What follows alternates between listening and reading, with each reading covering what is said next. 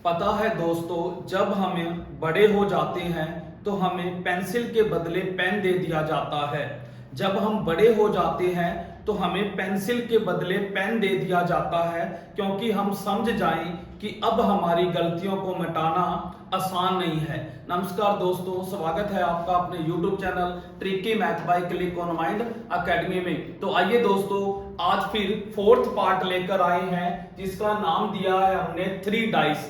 दोस्तों, जब एग्जाम के अंदर 3 डाइस क्वेश्चन के अंदर आ जाएं तो आप उसको रिजल्ट तक कैसे पहुंचाओगे, उसका आंसर कैसे फाइंड करोगे, ये हम दोस्तों 5 एग्जाम्पल मैंने लिए हैं, इनको दोस्तों सोल्व करेंगे। उसके बाद दोस्तों सारे के सारा जो डाउट है 3 डाइस का वो भी आपका क्लियर हो जाएगा। बस 5 मिनट की वीडियो है, बने रहिएगा। तो आइए दोस्तों स्टार्ट करते हैं। सबसे पहले स्क्रीन पर देखिए, आपको 5 क्वेश्चन नजर आ रहे हैं और पांचों के पांचों में आपको 3-3 डाइस नजर आ रही हैं। यहां पर एक बात और क्लियर करूंगा कि अगर एग्जाम में 4 डाइस वाला भी क्वेश्चन आ गया तो इस 3 डाइस वाले टॉपिक से ही, कॉन्सेप्ट से ही आप उसको भी सोल्व कर लीजिएगा। तो आइए वीडियो को स्टार्ट करते हैं। सबसे पहले देखिए, आपको ये 3 डाइस नजर आ रही हैं। तो उसने जैसे क्वेश्चन में पूछ लिया कि 4 के विपरीत अंक बताइए, 4 के विपरीत अंक बताइए, कुछ भी पूछ सकता है। जो इन डाइस के अंदर जो नंबर देगा उसमें से कोई भी नंबर आपसे पूछा जा सकता है। जरूरी नहीं कि वो 4 पूछेगा, 6 पूछ सकता है, 5 पूछ सकता है, 2 पूछ सकता है। यहां पर देखिए ABCD में से कुछ भी पूछ सकता है। यहां पर साइन दे रखे हैं, यहां पर कलर दे रखे हैं और यहां पर डॉट दे रखे हैं, यानी कुछ भी पूछा जा सकता है। तो हमने अपने कॉन्सेप्ट पर ध्यान देना है। तो देखिए क्या करना है दोस्तों, जब भी इस टाइप का क्वेश्चन आ जाता है 3 डाइस या 4 डाइस, तो आपने क्या करना है, इनमें से 2 डाइस सिलेक्ट करनी है। जो मैंने 2 डाइस का कॉन्सेप्ट करवाया है उस पार्ट में जाकर आप देखिए, अगर वो पार्ट समझ आ गया तो ये भी समझ आ गया। तो क्या करना है, आपने 2 डाइस सिलेक्ट करनी है।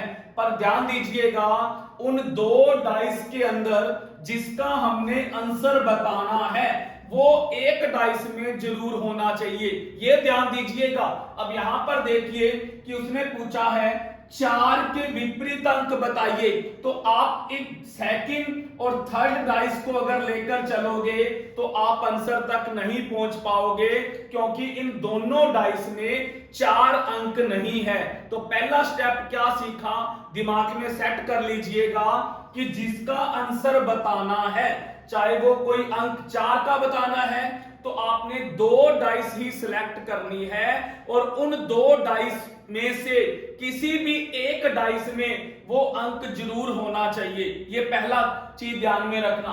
अब बढ़ते हैं अगला टाइप। अब मैंने क्या किया, इन पहली और दूसरी डाइस को ले लिया, पहली और दूसरी डाइस को सिलेक्ट किया और उसके अंदर मुझे 4 देखो पहली डाइस में दे रखा है।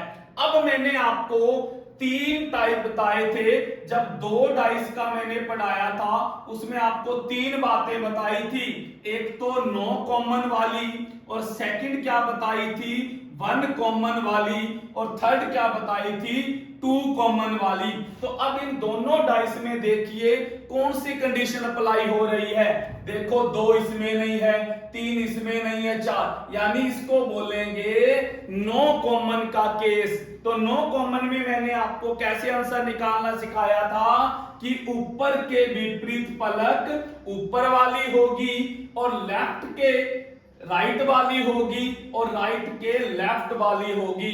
तो क्या आंसर मिला, जो 2 के विपरीत पलक होगी वो 1 आएगी, और 3 के जो विपरीत पलक होगी वो 6 आएगी, और 4 के विपरीत जो पलक होगी वो 5 आएगी। और हमें क्या बताना था कि 4 के विपरीत पलक क्या होगी, तो हमारा आंसर क्या मिल गया, 5 मिल चुका है। सीखा, बहुत इजी कॉन्सेप्ट है। जिसको 2 डाइस वाला आता है वो इसको आसानी से सोल्व कर सकता है।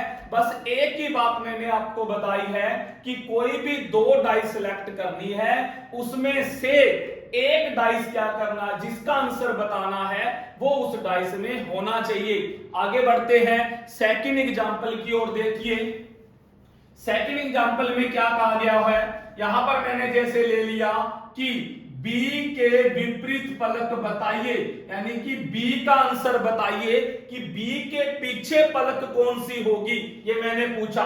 तो अब आइए B देखिए सेकंड के अंदर है, सेकंड शेप के अंदर B नजर आ रहा है और थर्ड में भी है। अब आप क्या कीजिए, एक शेप तो सेकंड या थर्ड में से सिलेक्ट करनी पड़ेगी आपको, चाहे सेकंड कर लीजिए चाहे थर्ड कर लीजिए।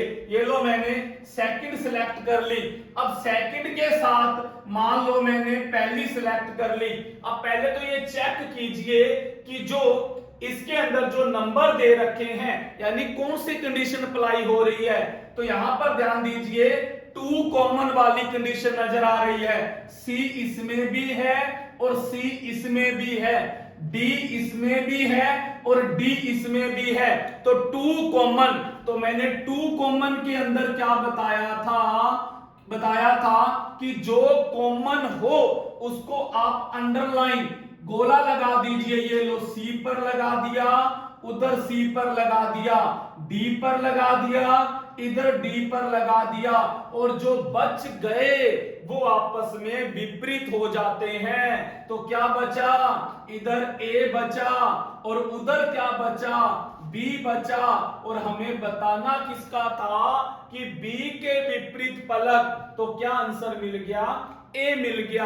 दोस्तों जो कंडीशन आपको अच्छी लगे, 3 मैंने बताई हुई है, 9 कॉमन, 1 कॉमन और 2 कॉमन। जहां पर आपका काम चलता दिखे, जो आपको अच्छी तरह से आता हो, वो 2 डाइस सिलेक्ट करके आंसर तक पहुंचा दीजिए। अब बात करते हैं थर्ड साइड। आइए थर्ड क्वेश्चन के अंदर आपको सिंबल नजर आ रहे हैं, plus minus divide multiply circle, इसी तरह त्रिभुज दे रखी है, प्लस हो गया और मल्टीप्लाई। अब इसमें जैसे मैंने पूछ लिया कि डिवाइड के विपरीत पलक बताइए कि डिवाइड के पीछे पलक कौन सी होगी। तो आइए बढ़ते हैं उधर। ये लो डिवाइड पहले वाले में है, तो मैंने एक तो पहले वाली सिलेक्ट कर ली, एक मान लो मैं सेकंड सिलेक्ट करना चाहता हूं। तो अब पहले तो ये देखिए कि ये जो दोनों सिलेक्ट करी हैं, ये कौन सा केस बनता है।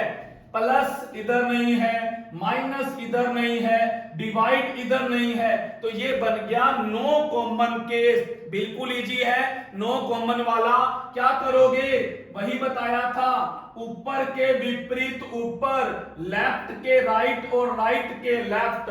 तो क्या मिल गया, प्लस के विपरीत मल्टीप्लाई, माइनस के विपरीत क्या आ जाएगा, सर्कल आ गया, और डिवाइड के विपरीत क्या आ जाएगा, त्रिभुज।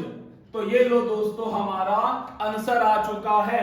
बढ़ते हैं फोर्थ की ओर। फोर्थ में जैसे मैंने पूछ लिया कि लाल रंग के विपरीत रंग कौन सा होगा। फोर्थ में मैंने क्या पूछा, लाल रंग के विपरीत कौन सा रंग होगा। तो आइए ये लो लाल पहले ही डाइस में दे रखा है, मैंने पहली तो सिलेक्ट कर ली, उसके बाद सेकंड, ये लो मैंने सेकंड सिलेक्ट करी। तो पहले तो ये चेक कीजिए कि ये केस कौन सा बनता है। लाल इधर है, उधर नहीं है, पीला इधर है, उधर है, और हरा इधर है, हरा नहीं है। तो इसमें बन गया 1 कॉमन। और 1 कॉमन में मैंने आपको क्या सिखाया था, याद आ रहा होगा कि जो कॉमन हो उसको अंडरलाइन कर दीजिए। ये लो पीला कॉमन है और उधर भी पीला कॉमन है।